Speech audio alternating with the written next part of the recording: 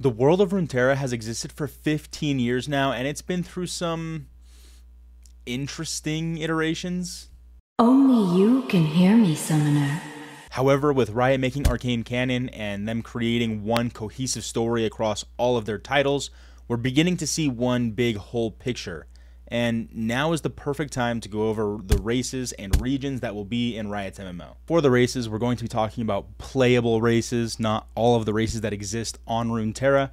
And for regions, we're going to be going over all of them, but more in depth on the ones that will be starting areas or that you can align your character with. With these ground rules in place, it's time to introduce some of the races that will be in Riot's MMO.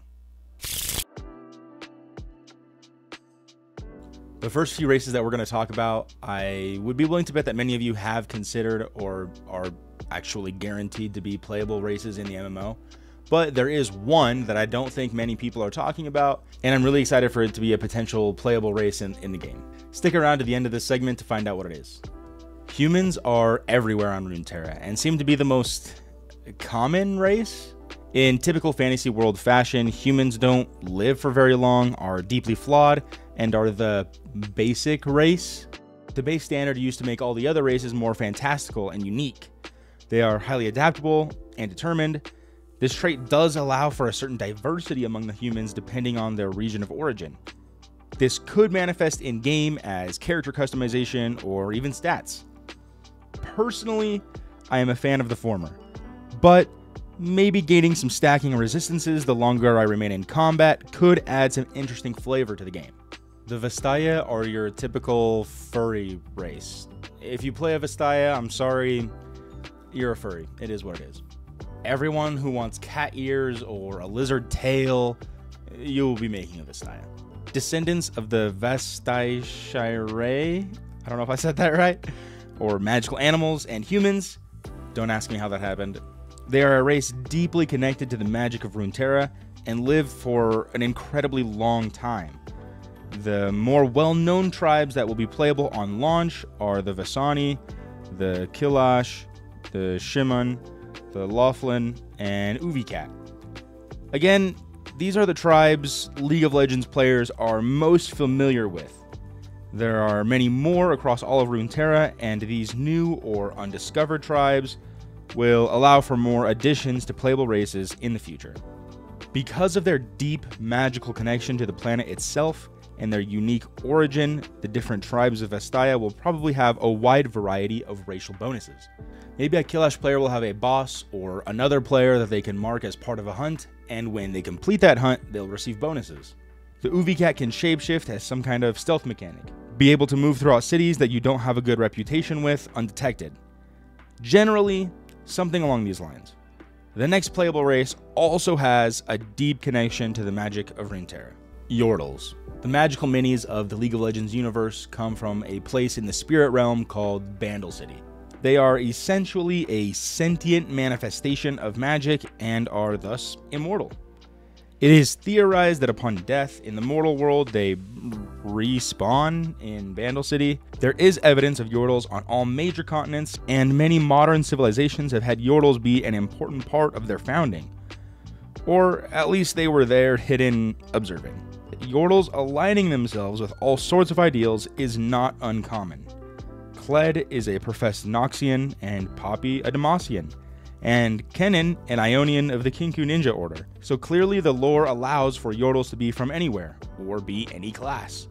Personally, the Yordles are the race that I'm most excited for in Riot's MMO. I am particularly excited for learning more about this magical race in the farming sim game Bandletale. Stay tuned for a video going over that game after its release in February.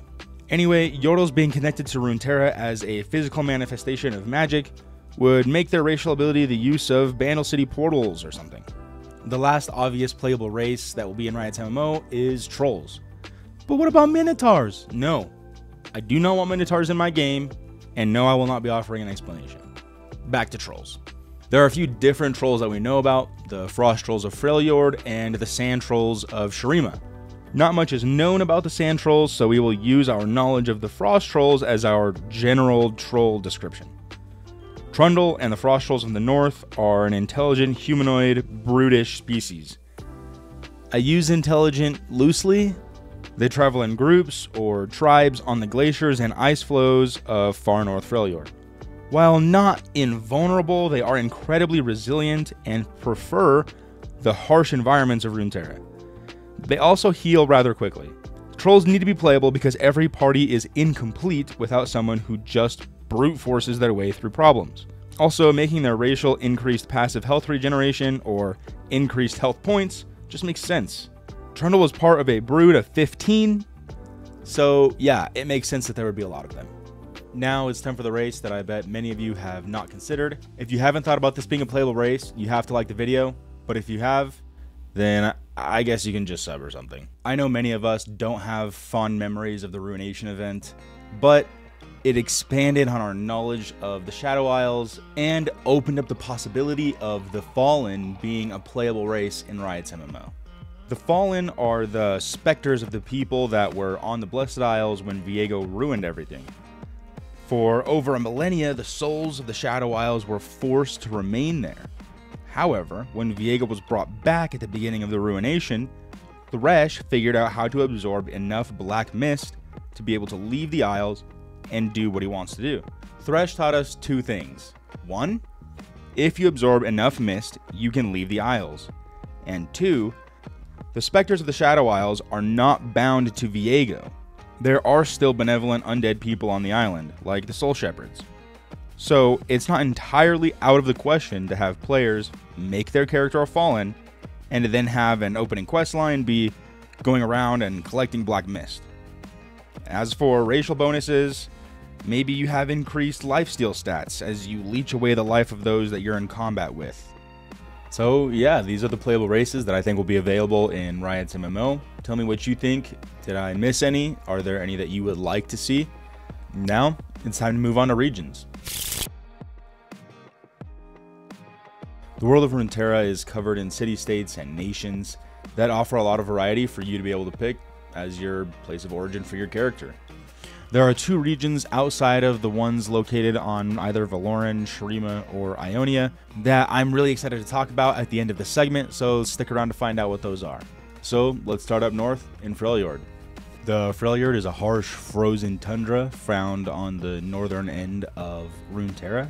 While there are many tribes, there are three primary tribes that inhabit this land: the Everosans, the Winter's Claw, and the Frostguard. It is also the home of the Frost Trolls, and the only place on Runeterra where true ice weapons can be found. Players who choose Freljord to be their character's place of origin will hopefully, at least in my opinion, be able to wield true ice weapons, which is just magical ice that never melts. You are also probably a big fan of Nordic mythology and themes. Moving a bit down to the south to the nation of Demacia. Demacia is what you would typically imagine to be like the good guys, but they have some serious flaws. They are completely prejudiced against people who have the ability to wield magic. I mean, Demacia was founded as a place to be a safe haven from magic after the Rune Wars, and a good majority of the city is built out of a stone called Petricite, which suppresses magic. In the most recent lore, some changes do seem to be coming through Demacia in their attitude towards magic, so we'll see where that goes by the time the MMO gets here. But just know that if you decide to make a character from Demacia, your primary values are probably justice, honor, and duty. Now, moving to the east to my personal favorite nation, Noxus. Personally, I just like Noxus because they're just honest with you. Noxus is a brutal, expansionist empire, but their society is very inclusive. Because Noxians value strength above all, anybody can rise to be somebody. As long as what you bring to the table is good for the Empire, you're welcome there. Also, I think that the Immortal Bastion is just like the coolest thing ever, so yeah.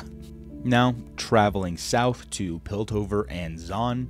Piltover and Zaun are the dual city-states that control the major trade routes between the northern continent of Valoran and the southern continent of Shurima, and it's also a hub for innovation and technology and invention. If you decide to make a character from Piltover and Zaun, you probably value creativity.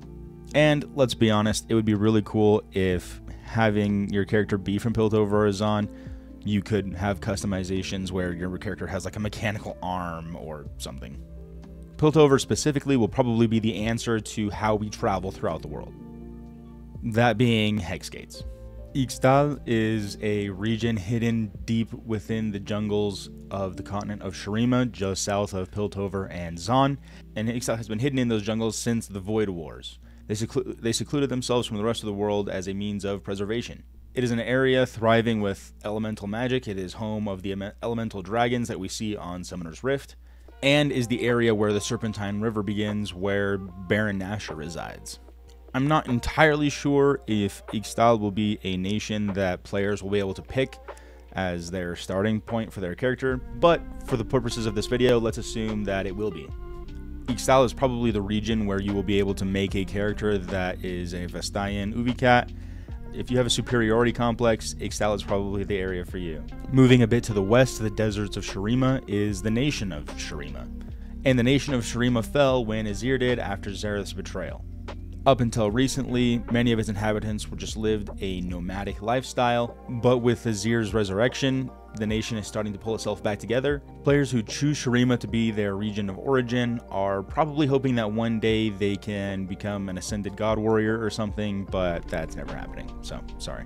Mount Targon is the highest peak on Runeterra. The mountain is shrouded in myth and legend and has become a place for adventurers and madmen to seek enlightenment or wisdom or glory at its peak. Some return insane, and some return with destiny and purpose granted them by an aspect. Again, for the purposes of this video, we will just assume that making a character whose region of origin is Mount Targon is possible, and I'm going to assume that if it is possible, you will probably either make a character that is of the Solari or of the Lunari, two tribes that worship the sun or the moon that reside on Mount Targon, and whose members harness the power of the sun and moon for their benefit.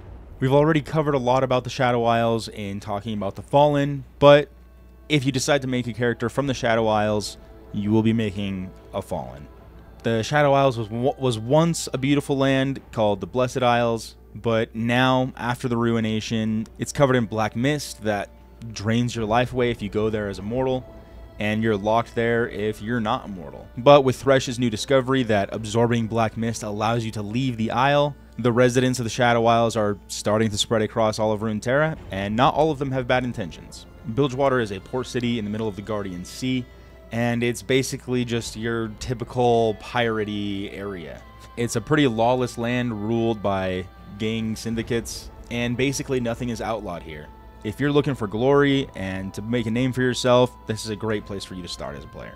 Ionia is an island continent to the northeast of Valoran, and its inhabitants live in loosely collected provinces and are typically peaceful people. But with the invasion of Noxus, they've had to turn their crafting tools into weapons of war. Players who decide to make Ionia their character's place of origin are probably looking to play one of the many types of Vestaya, or a ninja or swordsman of some kind. Okay, now it's time for the two bonus regions that I talked about at the beginning of this segment, and one of them is Camivore. I definitely think that Camivore deserves to be a region that you can make your character have as their place of origin, just because of its tight relations to dragons. Camivore historically has also been an expansionist, warlike nation, but its armies consist of one primary army called the Host, and then the rest of the armies are part of groups of knights or orders. Being able to come from Camivore and pledge yourself to an order would be a great way for players to add a little bit of extra customization to their characters. If there's ever going to be some kind of draconic humanoid added to the game, it's going to be from Camivore.